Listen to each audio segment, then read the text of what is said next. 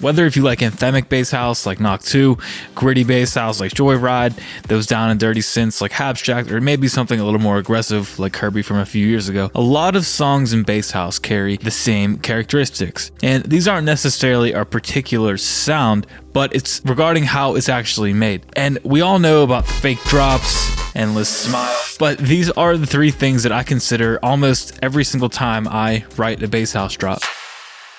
So what you'll find in most genres, but especially important in bass house, is the pattern of your call and response. And it's something you've heard many times before, but it's what gives your song the symmetry that it needs.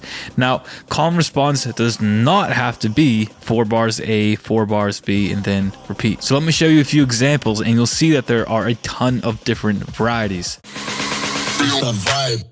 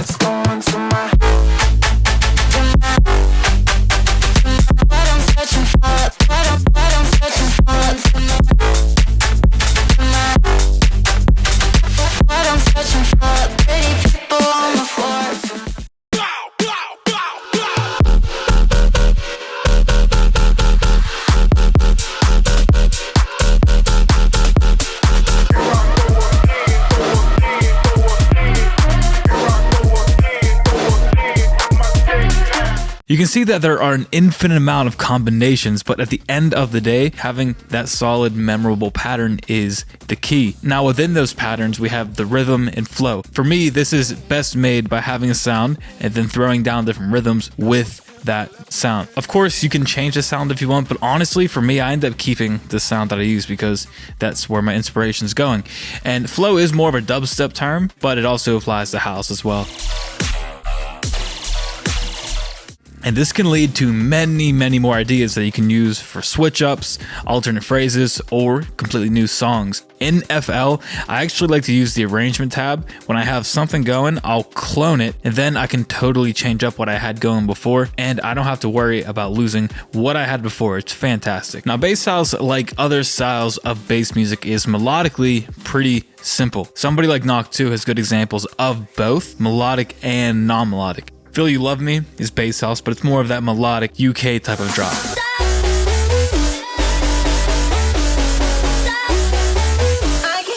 Dash Star, as much as the melody is memorable, it's only made up of a couple of root notes really.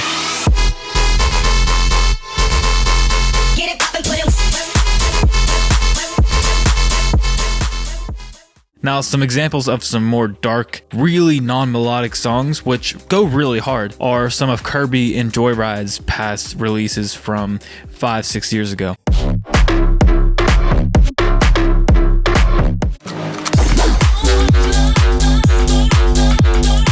And what makes these songs so dark is that they're using something called a Phrygian scale.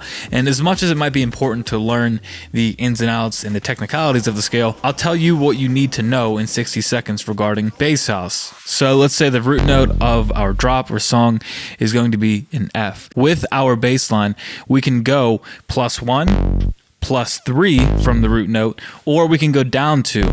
Those are ingrained in my ears at this point, but they are very useful when you're creating bass lines. And I won't go into synth details here, but when you have a single synth that plays 2 notes at once, usually a low oscillator and a high oscillator, this is called interval stacking.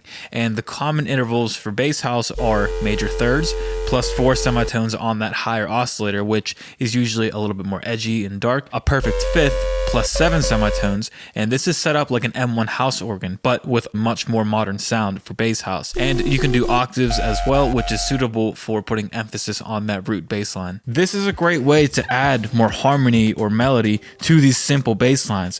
For example, Dash Star's synth stack is playing the root and then the major third. Feel You Love Me is playing the root plus a fifth. just like the M1 organ does in a way, but this is a much more modern sound.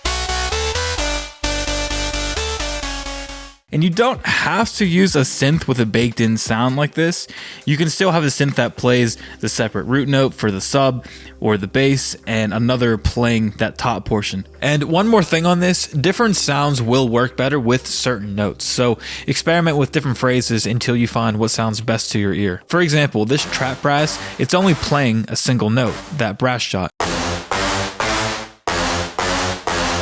So I used the fifth of F and F sharp, which added a little bit more of a melodic component to it, and utilizing more notes like that for a single note sound is a good way to add some variation.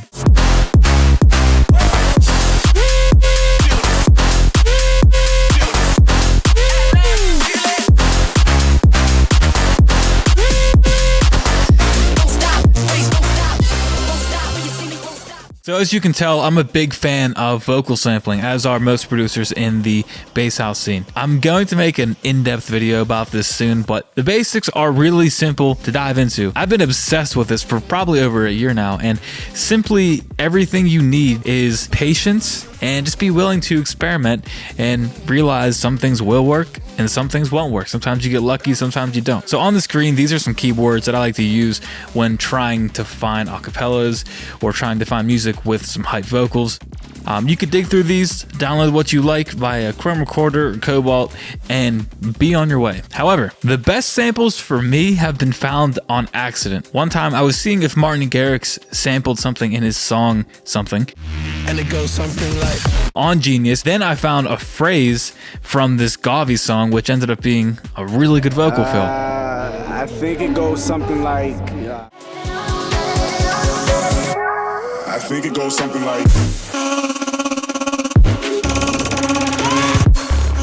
Another one, I was making a Grapevine remix, and I wanted to make a little hyper drop after the first drop. And the word comeback came to mind, and I got extremely lucky. I typed it in Spotify. This song is called Comeback, and found this really good phrase which could go hard for like a fill or vocals in a B section. Woo! Gone for a minute, but I'm back. Where you at? Yeah, I'm here to take the throne. Ready for the comeback. Just about to lose my mind.